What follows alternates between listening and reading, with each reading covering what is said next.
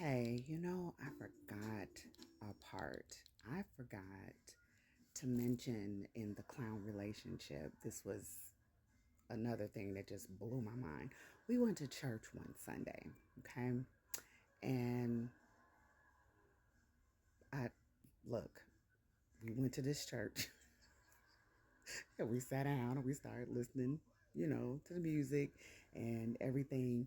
And he got up in the middle of the choir singing and held his phone up so he could video.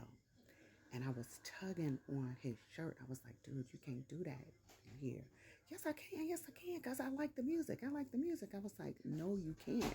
You can't just stand up in the middle of church and just start videoing. Lo and behold, security came on both sides of that aisle and was like, sir, you got to sit down and you need to put your phone up. And he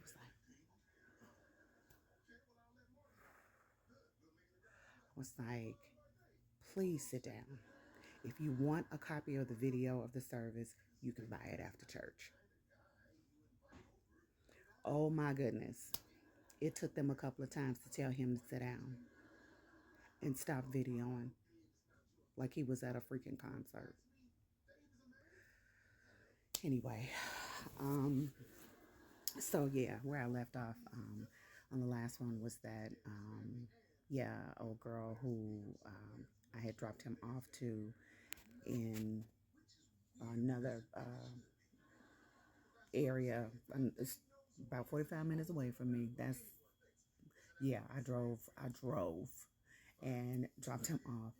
And she apparently must have put him out too, because I noticed online he was posting that he had gone to some party and ran into another girl that we grew up with and had such a good time with her that he went home with her and was there for about 2 years.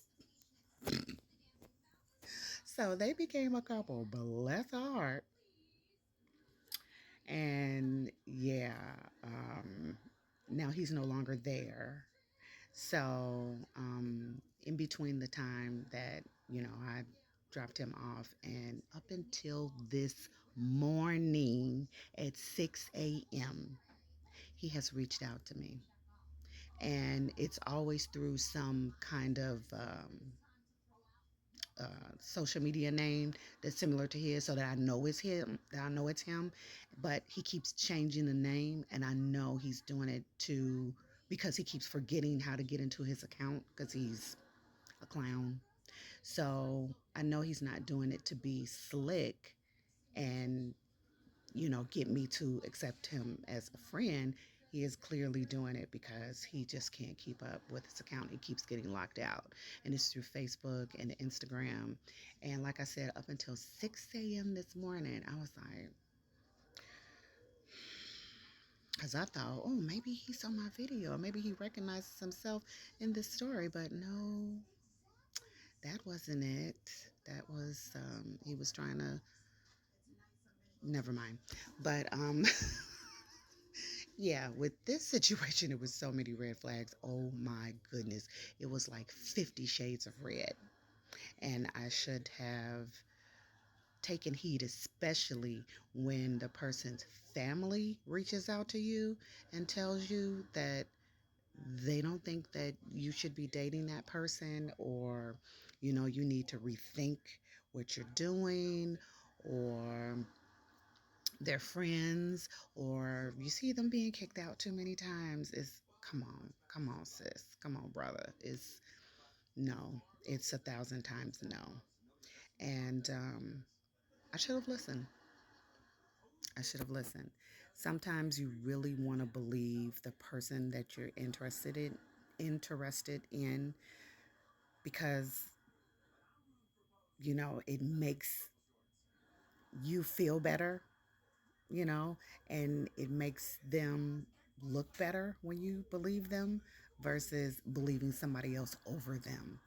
But sometimes you have to let that knowledge uh, lead you.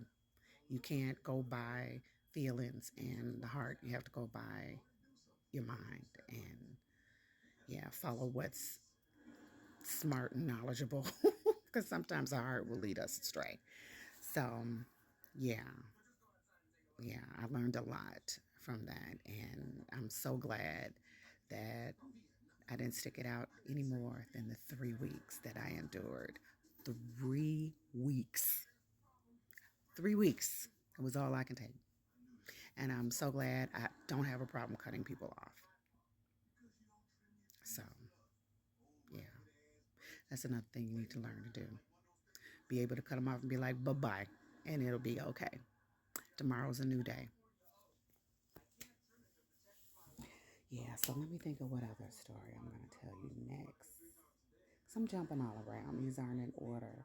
So let me think of what else.